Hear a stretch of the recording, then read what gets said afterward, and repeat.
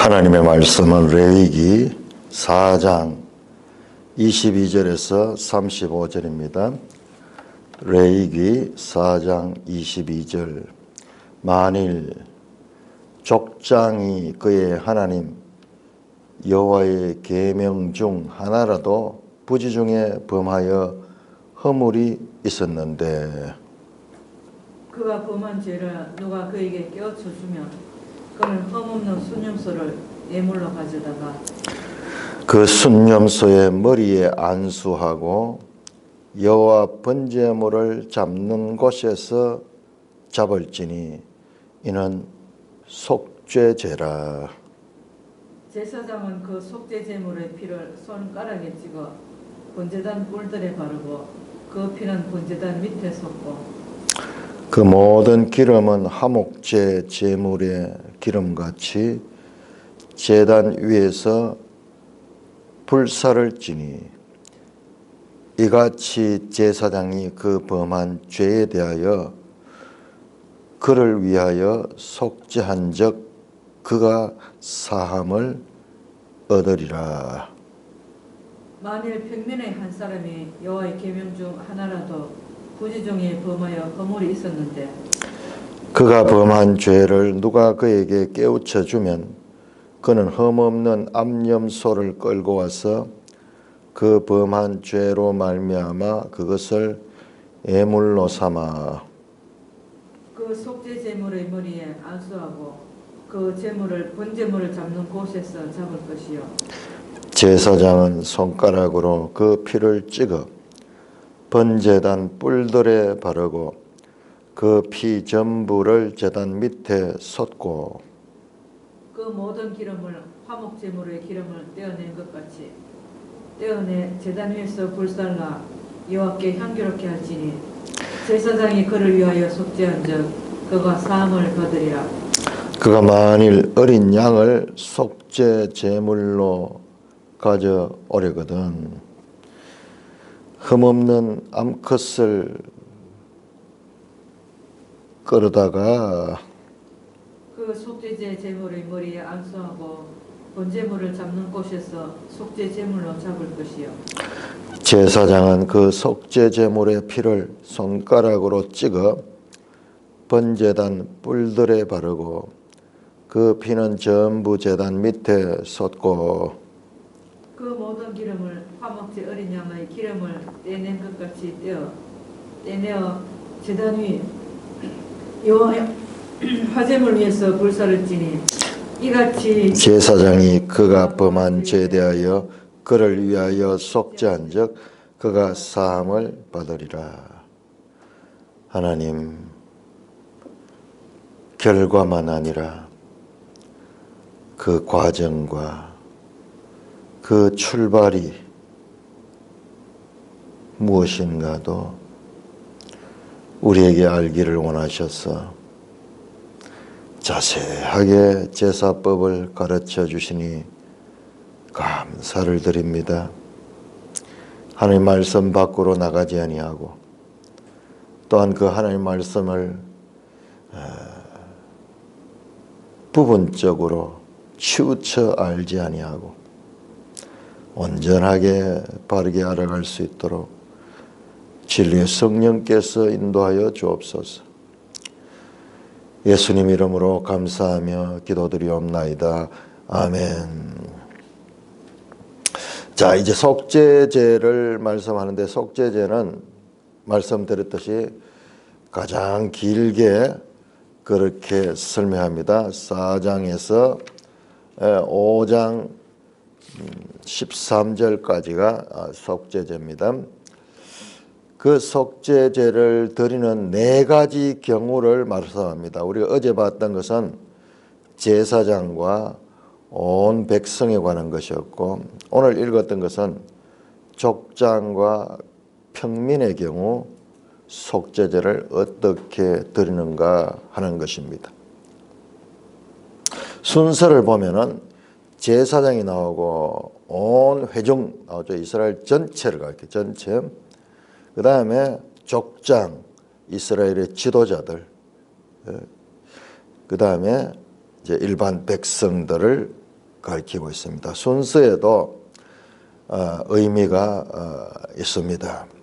가장 중요한 것, 가장 영향력이 큰 것을 가장 먼저 취급했습니다. 그래서 제사장의 죄를 가장 먼저 취급했고, 그 제물도 가장 값비싼 것이고, 뿐만 아니라 그 속죄 방법도 그 피를 가지고 저 성소 안에까지 들어가서 그 이 분향단에다 피를 바르는 것까지 나옵니다. 오늘 우리가 봤던 거 언뜻 봐도 다르죠.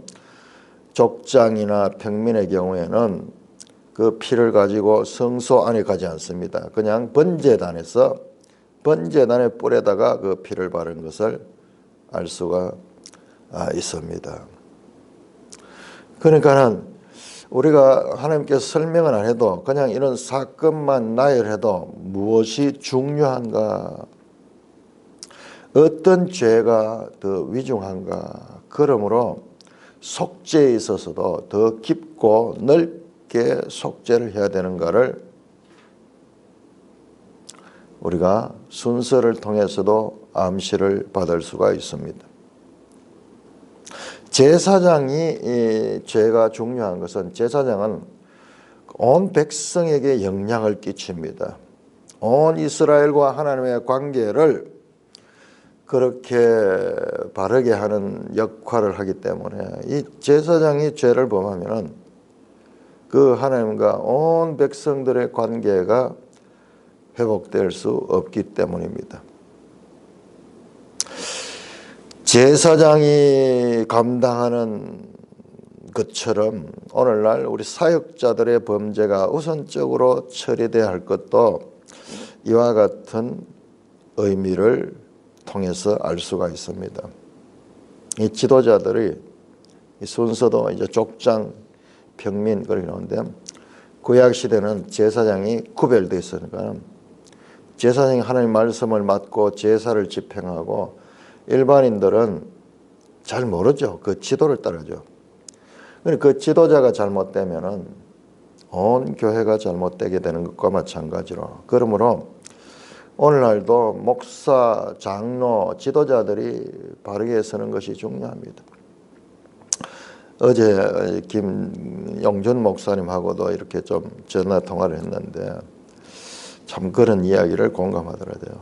교회는 그 목사가 어떠하냐에 따라 가지고 그 교회가 거의 결정이 되어 버린다. 목사가 진리를 어떻게 다루고 있느냐에 따라서 그 교회 전체의 영향이 참으로 절대적이다.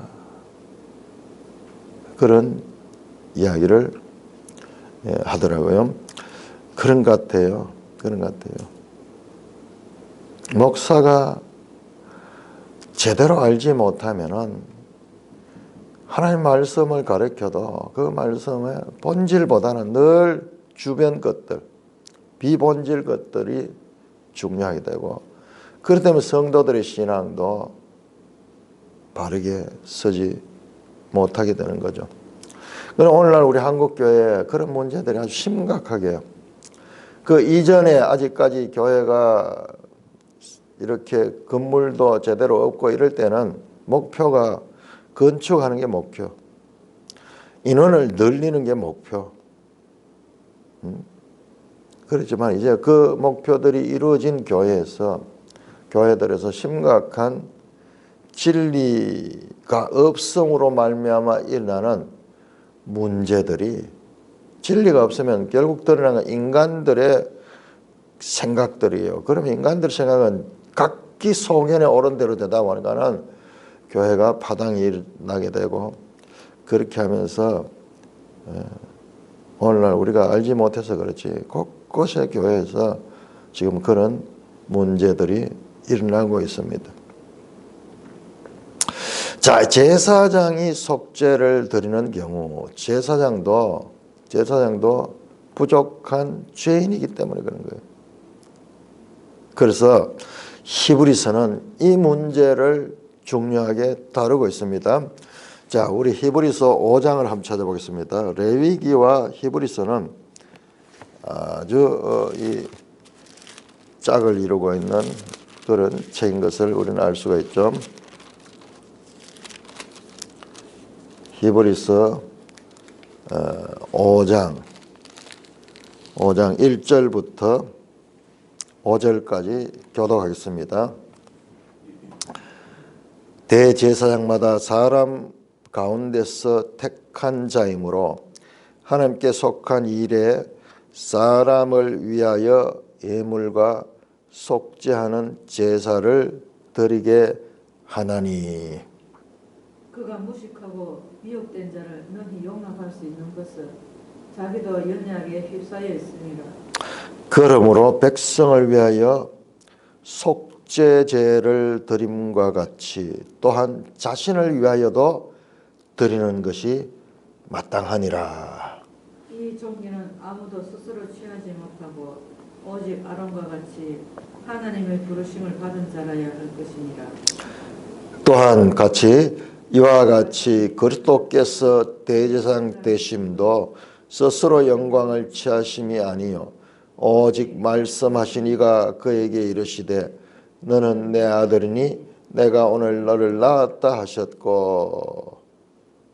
자, 그 이하가 중요한 내용이 나오는데 일단은 제사장 그러니까는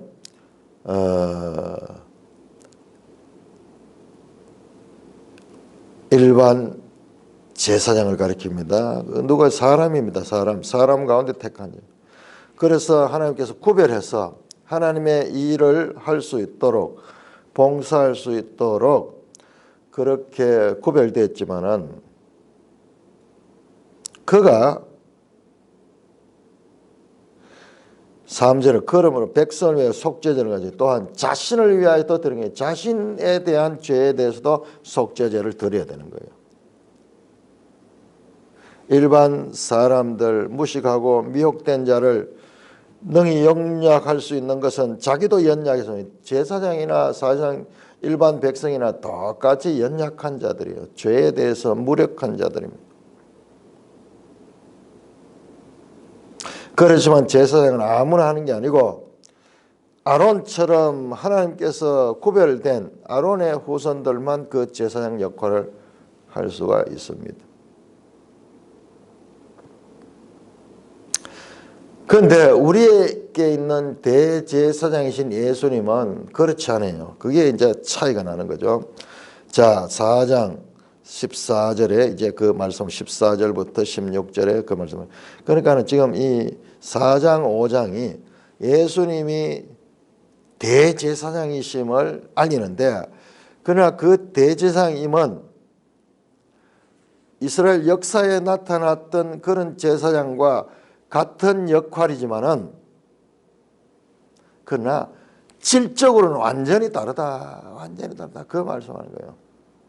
그러므로 제사장이 그 백성들의 죄를 사했던 것처럼 이 예수 그리스도께서는 온 인류의 죄를 사하시는 대제사장이시다. 구약의 그 제사 제도를 통해서 그리스도가 누구신가를 알리는 내용이 히브리서입니다. 그러면 우리에게 있는 대제사장과 차이가 뭐냐? 14절에 보니까는 4장 14절 그러므로 우리에게 큰 대제사장이 계시니 성천하시니 곧 하나님의 아들 예수시라. 우리가 믿는 도리를 굳게 잡을지다. 우리에게 있는 대제사장은 예수님을 가리킵니다. 우리의 연약함을 동정하지 못하실 리가 아니요 모든 일에 우리와 똑같이 시험을 받은 사람이다. 사람으로 오셨다. 그러니까 우리하고 똑같은 존재다. 그렇지만 차이가 있어. 차이가 있는데 뭐냐? 죄가 없는 분이야. 죄가 없는 분이야.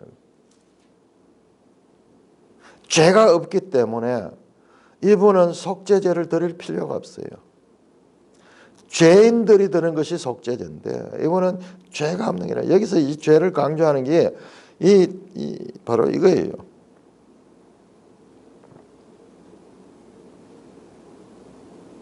그러면서 5장에 그 세상 이 이스라엘의 대제사장을 이야기해요. 그도 예수님처럼 연약한 존재지만은 그러나 이 자들은 죄가 있기 때문에 속죄제를 자신을 위해서도 드려야 된다.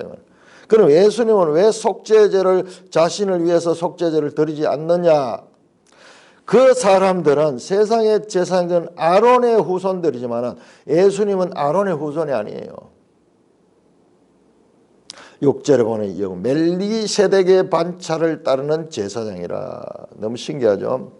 멜기세덱의 반차라는 것은 멜기세덱의 그 이 서열 뭐 이런 것을 이야기를 하는데 그 순서를 그러니까 경륜이 아론에 속한 경륜이 아니고 아론보다 훨씬 앞선 멜기세덱이라는 인물. 그러니까 이거는 거의 수수께끼로 신비로 쌓여 있는 그 인물이에요. 바로 창세기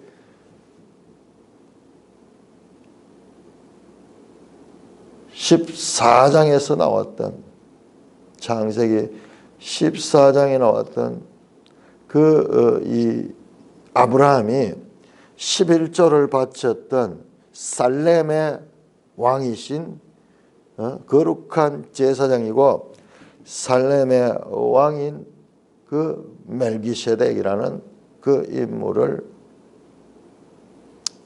가리킵니다. 그 10절에 하나님께 멜기세덱의 반차를 따른 제사장을 확증하십니다.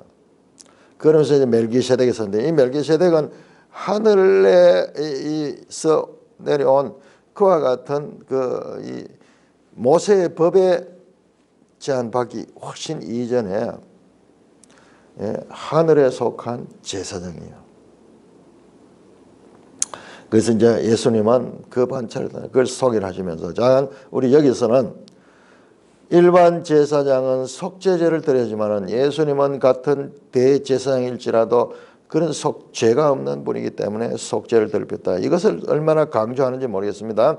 자, 우리 한번 찾아보겠습니다. 히브리서 9장 28절 먼저 봐. 9장 28절. 히브리서 9장 28절.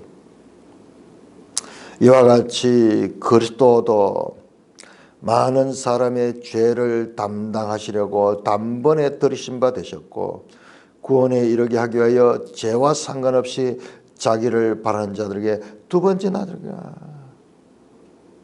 모든 사람의 죄를 담당하고 이분은 죄와 상관없는 분이시다.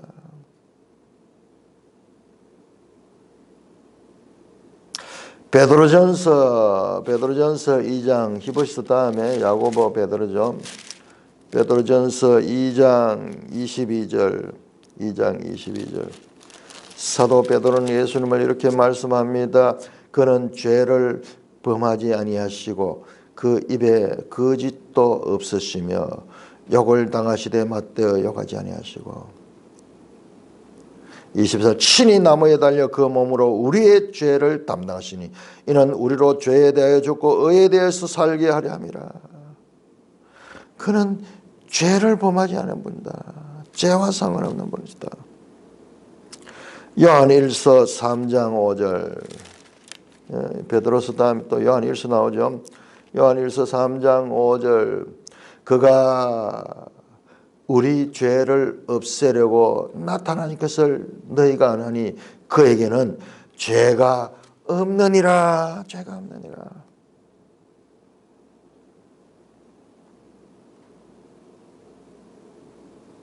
고린도후서 5장 21절 한번 볼까요?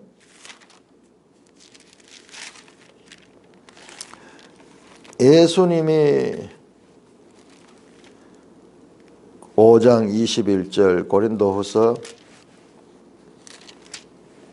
5장 21절 하나님이 죄를 알지도 못하시는 이를 우리를 대신하여 죄로 삼으신 것은 우리로 그 안에서 하나님의 의가 되게 하려 하심이라. 세상 제사장은 자기도 죄가 있기 때문에 자기를 위하여 제사를 드려야 되고 그가 사죄하는 그 죄사함은 부족한 것이었지만 그러나 예수 그리스도의 대제사장직은 완전한 것이다. 죄를 의로 바꾸기 위하여 스스로 죄를 담당하신 분이다. 그래서 우리 뒤에 나오면 이제 속건제 나오는 속건제 배상하시는 배상. 그냥 관념적으로 죄를 사한 것이 아니라 실제로 배상을 해요. 배상.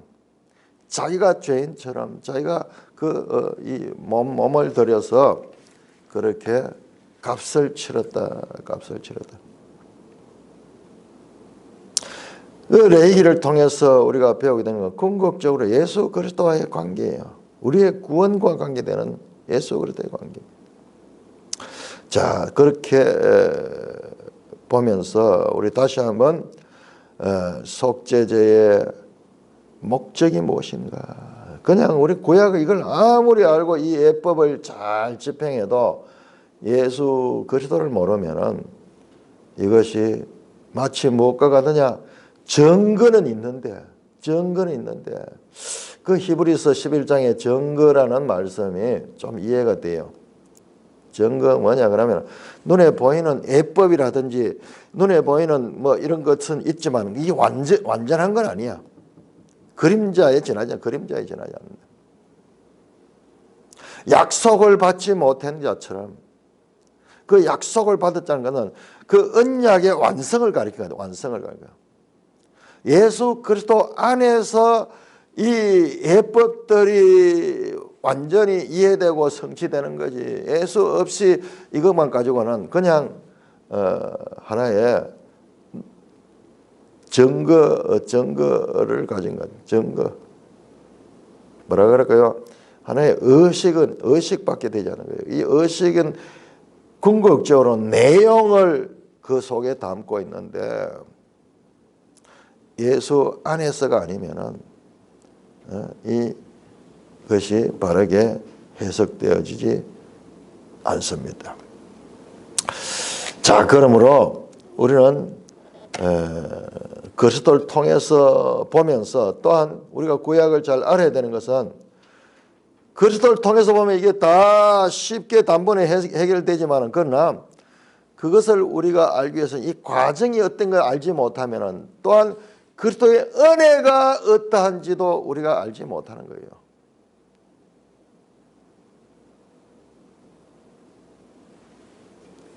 그러므로 우리가 믿음이 온전해지기 위해서는 그 과정도 알아야 돼요. 마치 농부가 일반 도시 사람들은 그냥 뭐 과일이면 과일 그냥 돈으로 사 먹어. 좋은 것만 먹죠. 밥도 그냥 먹죠. 그러나 농부는 그것을 때를 따라가 심고 가꾸고 그 비바람을 겪으면서 그 과정을 아는 거죠. 그 과정을 아는 사람과 그 과정을 알지 못하는 사람은 똑같은 어떤 열매를 보더라도 완전히 다르죠. 그 마음 자세가 다르게 되죠.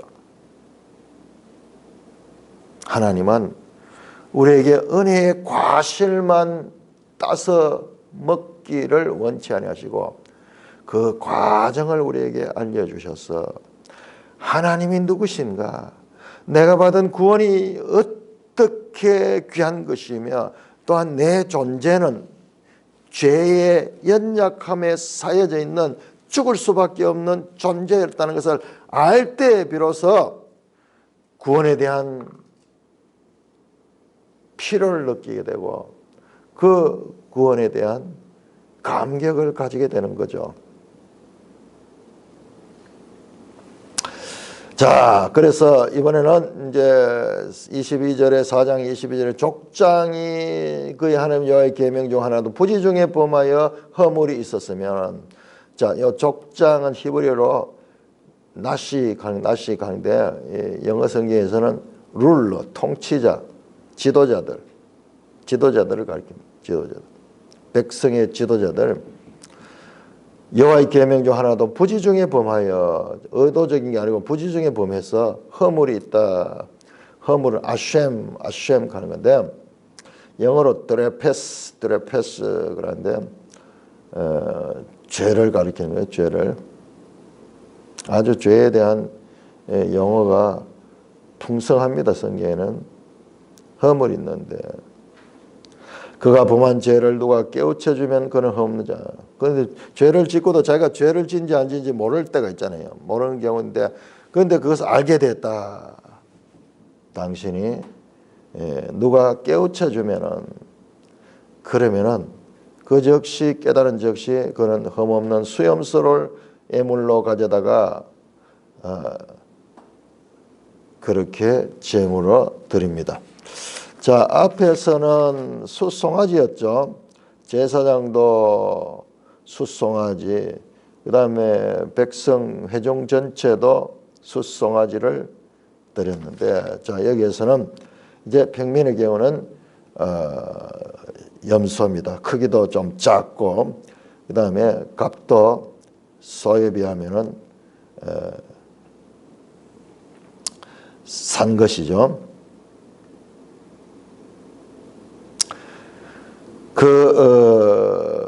순염소의 머리 안수하고 여호와 번제물 잡는 곳에서 잡을지니. 그러니까는 여호와 앞 번제물 잡는 곳, 아마 문 옆에 제단 이 번제단 옆에 거기에 이 시설이 돼 있는 것 같아요. 이게 있어야 돼. 판이 있어야 되거든요. 책상이 있어야 돼. 책상처럼 저런 높은 거기에서 해체하고 이렇게 서서 하지 앉아가 쪼그리 가지고 이렇게 하면은 힘들어요. 그러니까 이건 전문적으로 여기에 이 재물을 잡는 그런 장소가 그러니까 들어가 보면 거기에 막 피가 계속 끊이지 않고 있었겠죠. 거기에서 번제물 잡는 것에 잡을지니 제사인입니다. 족장이 잡습니다. 이는 속죄제라. 핫하트. 제사장 그 속죄제물에 피를 손가락에 찍어 번제단 뿔들에 바르고 그 피는 번제단 밑에 쏟고. 자, 이 족장의 경우에는 그 피가 번제단 뿔에 반다. 자, 앞에 제사장들은 번제단 뿔이 아니고 성소 안에 들어가서 향단 뿔에 그렇게 피를 발랐죠. 그러나 일반 족장들의 경우에는 바깥에 있는 번제단의 뿔에다가 그 피를 바른 거기 차이가 있습니다. 그리고 그 피는 번제단에 솟고 이 부분은 같죠. 번제단에 피를 쏟는 것 같은데 제사장의 차이는 제사장은 성소 휘장 앞에 가서 7번 피를 뿌리고 그 다음에 성소 안에 들어가서 향단불에 그렇게 피를 발랐습니다. 자, 온 회중의 경우도 그와 같이 했는가 17절에 보니까는 똑같네요. 그 피를 여호와 휘장 앞에 7번 뿌리고 그 다음에 문제입니다. 그 피로 회막안 여호와 앞에 있는 제단 뿔들에 바르고 요 제단 뿔이 뭘 가리키는가? 번제단인가? 향단인가? 요거는 봤을 때 향단 같아요.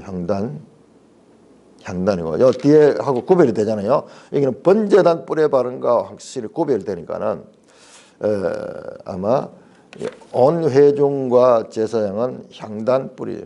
향단이라는 것이 향을 드리는 제단이거든요. 그 말의 줄임말이거든요. 엘터, 영어로 보면 같은 엘트예요. 엘트. 제단입니다. 회막 안 여호와 앞에 있는 제단 뿔들에 바르고 그 피 전부는 회막문 앞 구별되네요. 확실히 맞네요. 왜냐 그러면은 18절 안에도 제단이 있고 번제단이 있잖아요. 구별되고 있잖아요. 같은 절 내에서 제단, 번제단 구별하는 거 보면은 이걸 향단을 가리킨 것을 라고 알 수 있습니다. 자, 그리고 지금 여기에는 번제단 뿔에 바릅니다.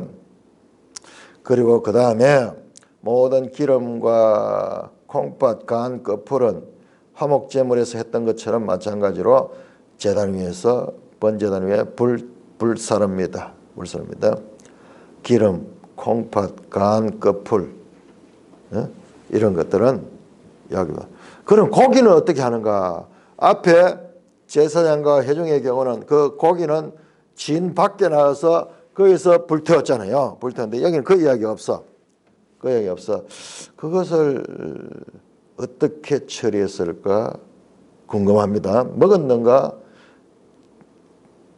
그런데 그 부분에 대해서는 말이 없어요. 말이 없습니다. 자, 이렇게 하면은 이같이 제사장이 그 범한 죄에 대하여 그를 위하여 속죄한 적 그가 사함을 얻으리라. 살라 포기부 용서함을 받는다. 팔돈 그 용서함을 받습니다. 죄를 그를 위하여 속죄하다. 카파르 사실상 to cover 덮다는 뜻이 덮으면서 또한 앞에서 말했죠.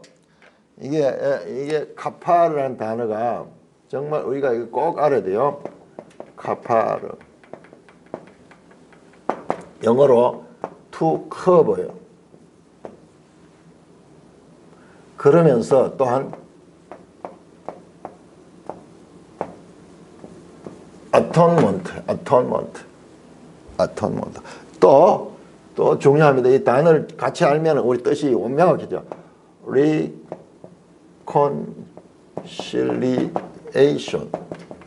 reconciliation. 화해하다. 관계가 다시 회복되다. 화해하다. 화해. atonement, 대속하다 그러는데 이게 at one month 하나가 되다 하는 게 사실 이게 at 플러스 one month예요. 하나가 되다 하는 게 이게 그래서 이게 속죄하다 할 때 atonement를 써. atonement. 카바 덮다. 이 뜻이 다 포함이 되죠. 죄가 없는 것이 아니라 죄가 있음에도 불구하고 카파라 죄를 덮어버려 없이 덮어버렸어. 그 결과 죄 없다 함을 받고 속죄함을 받고 그리고 관계가 화해됐다. 이 단어 속에 이게 다 들어있어요. 그러니까 이 단어는 이게 다 알아냈다. reconciliation. 덮기만 하는 건 문제가 아니고 덮으면 그 결과 앞에서도 마찬가지예요. 속죄제 갈 때 속죄제 영어가 항상 이 두 가지가 있습니다. 속죄제 갈 때 하는 sin offering. 그 다음에 하나는 sin offering 있고 다른 하나는 무엇입니까? 정결하게 하다.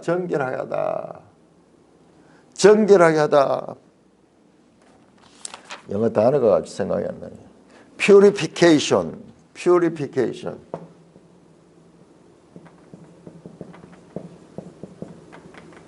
offering, purification. 두 가지를 갖잖아요. 죄를 사하는 제사를 드렸다.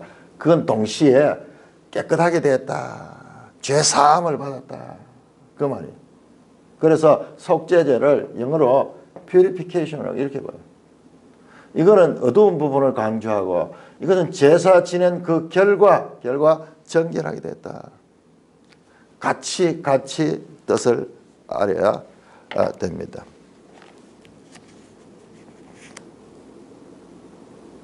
자, 이렇게 그럼 이제 좀 과제로 남는 건 이 고기는 어떻게 처리했는가 지금 여기는 답이 나오지 않아요. 아마 앞에 했던 것과 똑같이 진 바깥에 나가서 불 태웠는지 거기에 대해서는 지금 여기 본문에서는 알 수 없어요.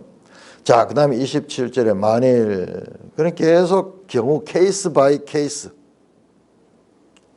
케이스에 따라서 다양하게 제사 드릴 수 있는 그런 것을 설명합니다. 평민의 한 사람, 일반 백성이죠. 여호와의 계명이 하나를 부지정해 보면 허물이 있는데 아셈 누가 범한 죄를 누가 그에게 깨우치면 그는 허없는 암염소를 끌고 와서 그 범한 죄를 말로 그 애물을 삽니다. 야, 이번에는 또 순염소가 아니고 암염소, 족장은 순염소를 드리고 암염. 그런데 값은 암염소가 훨씬 더 비쌀 텐데 순염소는 값으로 치면은 암염소가 될 수 없죠. 가축들 키우는 데 있어서 수컷은 별 의미가 없어요. 그냥 씨를 부리는 것밖에 없고, 암염소는 새끼를 잡고 노니까는 값이 비쌀 때 꼭 값으로도 되는 것이 아닌 것 같습니다.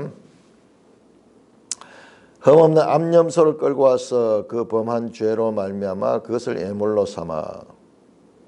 그러니까 우리가 성경을 해석할 때 우리 인간적으로 해석을 하면 안 돼요. 인간적으로 해석을 하다 보면은 틀리는 이런 부분에 우리가 앞에서 이 제사장 그리고 온 회중 그다음에 족장 평민 이 순서로 가서는 어떤 죄에 대한 책임이 더 큰 사람이라는 것은 우리가 알 수 있지만은 그럼 제물도 그러면 거기에 따라서 값을 차등해 주는 것 같은 생각을 했는데 그게 아니. 지금 암염소가 더 비싸요. 훨씬 더 비쌉니다. 순염소는 그냥 고기밖에 안 돼. 자, 그런 면에서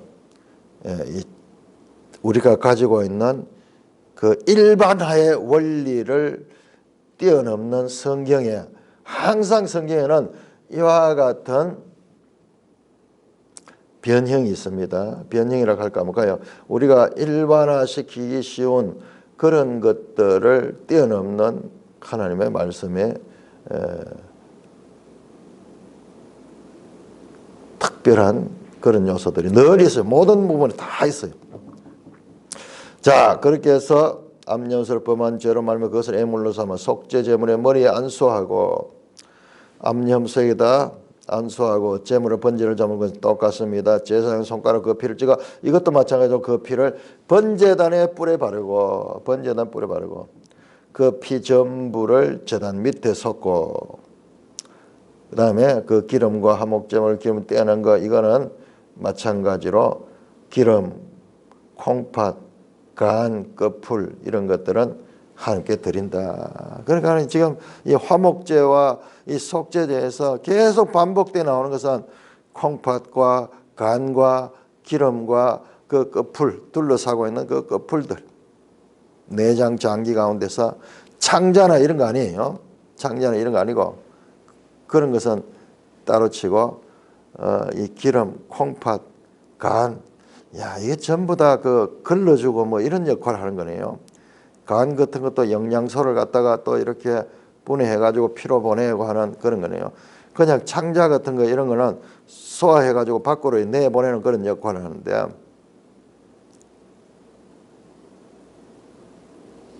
이런 것들은 전부 하나님께 드린다. 우리 왜 그런가? 뭐 성경에 답이 없으니까 정확하게 알 수 없지만은 우리의 마음을 하나님께 드리는, 하나님께는 이 마음을 드려야 되는 그런 것들을 상징하고 있다. 그렇게 보고 있습니다.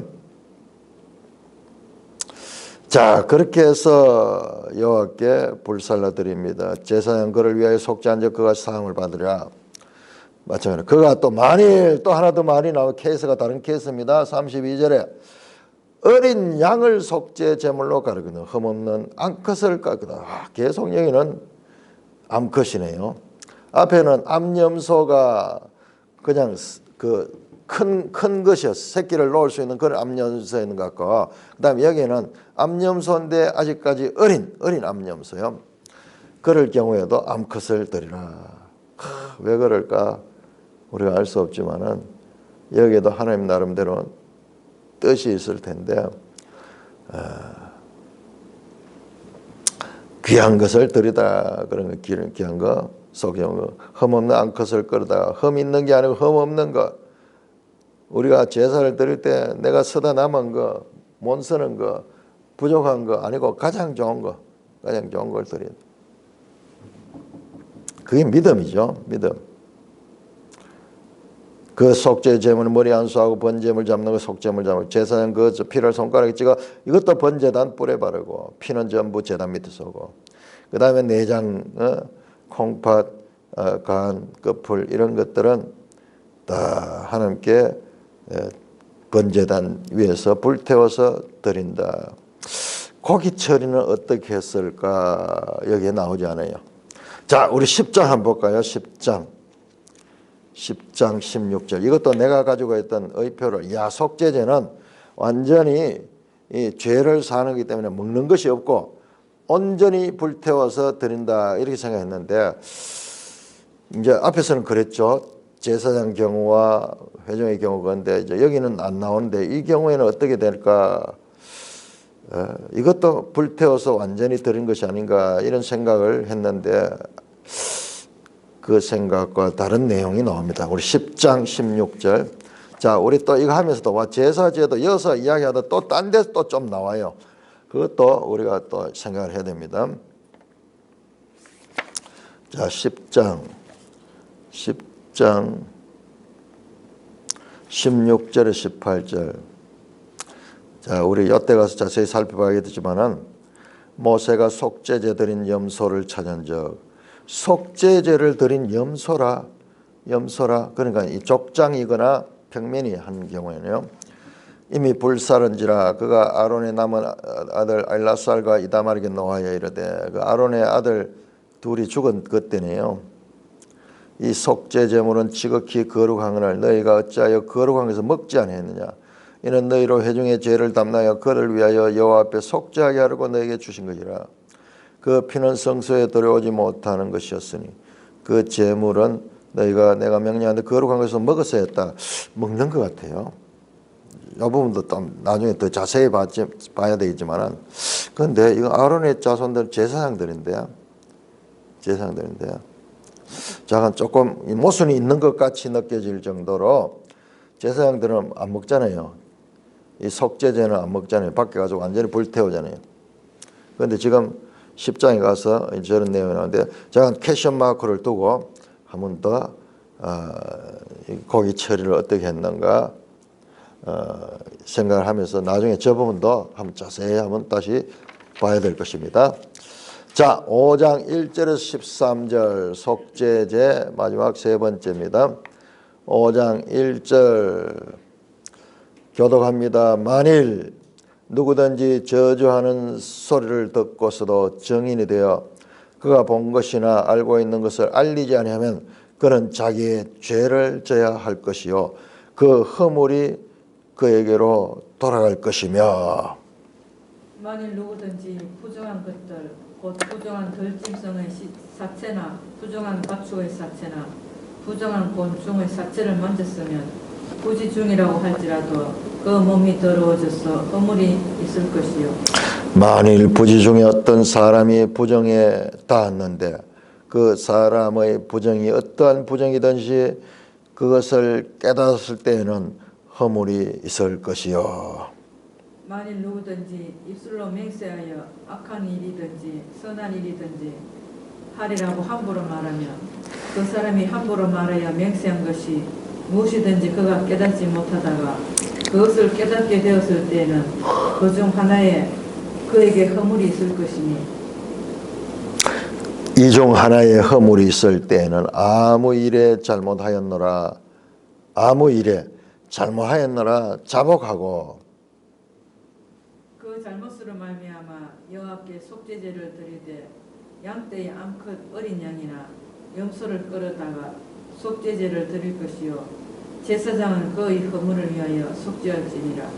만일 그의 힘이 어린 양을 바치는데 미치지 못하면 그가 지은 죄를 속죄하기 위하여 산비둘기 2마리와 집비둘기 새끼 2마리를 여호와께로 가져가되 하나는 속죄 제물로 삼고 하나는 번제물로 삼아 제사장에게로 가져갈 것이요 제사장은 그 속죄 제물을 먼저 드리되 그 머리를 목에서 비틀어 끊고 몸은 아주 쪼개지 말며 그 속죄 제물의 피를 제단 곁에 뿌리고 그 남은 피는 제단 밑에 흘릴지니 이는 속죄제요. 그 다음 것은 규례대로 번제를 드릴지니 제사장이 그의 잘못을 위하여 속죄한즉 그가 사함을 받으리라. 만일 11절입니다. 그의 손이 산비둘기 2마리나 집비둘기 2마리에도 미치지 못하면 그의 범죄로 말미암아 고운 가루 10분의 1 에바를 예물로 가져다가 속죄 제물을 드리되 이는 속죄제인즉 그 위에 기름을 붓지 말며 유향을 넣지 말고. 그것을 제사장에게로 가져갈 것이요 제사장은 그것을 기념물로 한 움큼을 가져다가 제단이 여호와의 화제물 위에서 불사를 지니 이는 속죄제라. 제사장이 그가 이 중에서 하나를 범하여 얻은 허물을 위하여 속죄한 죄 사함을 받으리라. 그 나머지는 소제물 같이 제사장에게 돌릴지라. 고기를 어떻게 처리하는가 여기도 안 나와요. 여기도 안 나오는데, 그런데 여기에 보니까 소제물은 제사장에게 돌리는 걸 보면은 이게 먹는 것일 수도 있을 수도 있겠습니다. 그 고기 처리에 대해서는 어떻게 되는지 잠깐 그 기억을 하고 보겠습니다. 자, 5장 1절에서 6절까지는 네 가지 경우. 첫째로 정인이 된 것은 정인이 돼 가지고 정인으로서 바르게 그것을 증거하지 않은 경우요. 그 다음에 두 번째로 2절입니까? 2절에 이제 부정하게 됐는가, 들짐승의 사체나 부정한 가축의 사체나 부정한 곤충의 사체를 만졌으면은 어떻게 지나가다가 잘못 스칠 수도 있고, 예를 들어 밤 같은 경우에 뭐 죽은 동물의 사체를 밟을 수도 있고 이런 경우죠. 그렇게 부정타게 되면은 몸이 더러워져서 허물이 있을 것이요. 이런 경우. 그 다음에 부정이 어떤 사람이 부정에 닿았는데 그 사람의 부정이 어떠한 분이 그것을 깨달았을 때 허물이 있을 것이요. 만일 누구 입술로 맹세에 악한 일든지 선한 일을 하려고 함부로 말하면 그 사람이 함부로 맹세한 것이 뭔지 깨닫게 됐을 때 그 허물이 있다. 그러니까 이건 주로 어떤 이 개인이 인간관계에서 일어나는 그런 허물들이네요. 이럴 경우에 내가 잘못했다. 5절에 보면 이 중 하나의 허물일 때 아무 일에 잘못했나 자기가 잘못했던 일을 자복하고 그 잘못으로 말하면 여호와께 속죄제를 드리면은 그 죄사함을 받는다. 참 우리나라에도 지금 이런 미신을 많이 믿는 사람들은 이런 부정탄다 이런 거 많이 하죠. 이게 여기서 나왔네요. 그 사람들이 나름대로 막 나를 정하고 부정타고 이런 거를 모든 걸 조심하고 이렇게 하는데 이 이스라엘 사람들이 그렇대요. 그러니까 왜 절기 때도 미리 올라간다는 거예요. 만약 절기를 지키기 위해서 올라가다가 부정을 타게 되면은 그 절기에 참여할 수 없어요. 그래서 그때가 되면은 그 이스라엘 있었던 사람들 이야기를 들어보니까는 그때가 되면은 이제 무덤 가운데 평민들 무덤 가운데 제대로 안장되지 못한 무덤들이 많이 있대요.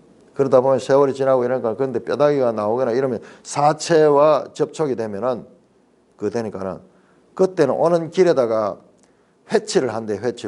무덤에 회치를 한대. 그 회칠한 무덤 가는 그 이야기 나오죠. 새로 회를 칠해 놓으면 시간이 지나면 그게 다 벗겨지잖아요. 다시 회치를 해가지고 여기는 무덤이 있는 곳이다. 조심해서 가라. 부정 타지 않도록. 그런 식으로 철저하게 지금도 그렇게 하고, 참 놀라운 것은요. 지금도 초막절 지키는데 그 아파트 살면서도 그 아파트에 초막을 만드는 거예요. 판자 같은 걸 가지고 임시로 만드는 거예요. 길에도 만들고. 이야, 그 철저하게 그 지키는 거 보면은 이야, 참 놀라워요. 이 사람들이 전통을 지키는 거. 우리도 그런 사람들 있잖아요. 나를 타고 뭐 이렇게 부정 탄다고 조심하고 이런 건데 그게 성경적이었던 면에서는. 그런데 그것은 증거만 있고 약속이 없는 거하고 마찬가지야. 구약이야. 예수 그리스도 안에서 이게 다 해결이 돼야 되는데 그렇지 못하고 예수 그리스도가 없는 이런 예법만 가지고 있으니까 이게 자유를 주지 못하고 이게 복이 되지 못하는 거예요. 그냥 사람을 얽으면은 그와 같은 것이 지나지 않는 것입니다. 히브리서에 그들은 증거를 받았으니 약속은 받지 못했다. 그 말씀이 가지는 의미가 이번에 우리 김용준 목사님 그거 잘 이야기했죠. 처음 들어봐서 그런 거. 그 믿음의 사람들은 우리가 믿음을 본받는 사람들이 아니고 믿음을 본받아야 될 사람들이 아니고 그 사람들은 다 증거를 받은 사람이다. 하나님이 계시다는 그와 같은 증거를 받은 사람이지. 그래서 문제가 해결이 돼요. 거기 보면 입다 이 사사들 이름 나오잖아요. 사사들 이름 나오는 게 이건 틀림없이 믿음이 있는 사람이 아닌데. 그런데 증거를 받아서 하나님이 성령으로 역사하셔가지고 그가 그 문제를 해결할 수 있는 그런 증거를 체험했던 사람이에요. 하나님이 계시다 증거 그런 사람이지 믿음의 스승들이 아니에요. 믿음의 스승들이 아니에요. 진정한 믿음은 예수 그리스도 안에서 온전하기 때문에 그들은 증거만 받았고 약속이 없었다 하는 거예요. 구약만 가 있으면 안 그렇겠어요? 자, 이는 레위기의 제사법, 속죄법 이거 철저히 알아도 이게 예수 그리스도 안에서 그 새 언약의 이 성취를 가지지 못하면은 이게 무슨 의미가 있어요? 반쪽알이죠. 철저하게 지키긴 하되 그러나 이게 복이 되지 못하고 사람을 얽으면은 것이 되는 거죠. 자, 7절부터 나머지는 이제 이런 경우 허물이 있는데 죄를 지었는데 가난한 사람의 경우 재산적으로 가난한 사람의 경우에는 예외 조항들이 있다. 그러니까 하나님 참 배려를 하시는 거죠. 획일적으로 이렇게 하는 게 아니라 사람들의 경제적인 능력까지도 살피시고 그들에게 합당한 제사 제도를 말씀합니다. 이건 분명히 그거예요. 경제적인 문제예요. 만일 그의 힘이 어린 양을 바치는데 미치지 못하거든 그 말이잖아요. 경제력이 안 될 경우에 그러니까 어떻게 하나 그는 지은 죄를 속죄하기 위하여 산비둘기 2마리와 쥐비둘기 새끼 2마리를 여호와께 가져서 드리라. 이게 저 앞에 번제할 때 나왔죠. 가난한 사람들은 비둘기를 제물로 드릴 수 있습니다. 그런데 왜 2마리를 드려야 되는지 여기도 또 특별한 의미가 있는 것 같아요. 2마리로 드리고 그 다음에 하나는 속죄 제물로 삼고 하나는 번제물로 삼아라. 이것도 그래서 제사장은 그 제물을 드릴 때 목을 비틀어서 끊고 몸은 아주 쪼개지 말고 쪼개되 완전히 이렇게 분리를 하지 말고 속죄 제물의 피를 제단 곁에 뿌리고 남은 피는 제단 밑에 흘릴지니 속죄제요 또 하나는 번제로 드리라.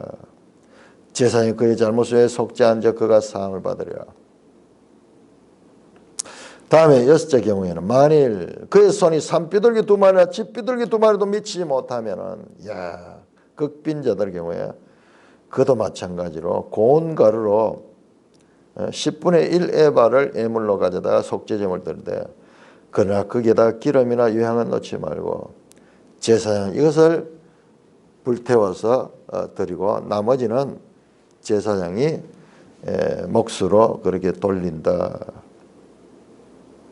속죄에 대해서 하나님이 누구신가 그 죄에 대한 엄중한 예법을 통해서 죄 사함에 이르는 제사를 가리키면서 동시에 아주 예민하게 죄 문제를 가리키면서 또한 형편이 어려운 자들에게 거기에 맞추어서 제사 드릴 수 있는 그런 배려를 하늘의 하나님이 우주 만물의 주인이 이렇게 세세한 인간의 형편을 살피면서까지 제사를 드리고 죄 사함을 받을 수 있는 길을 우리에게 가르쳐 주시는 것에서 하나님이 어떤 분이신가를 우리가 느낄 수가 있습니다.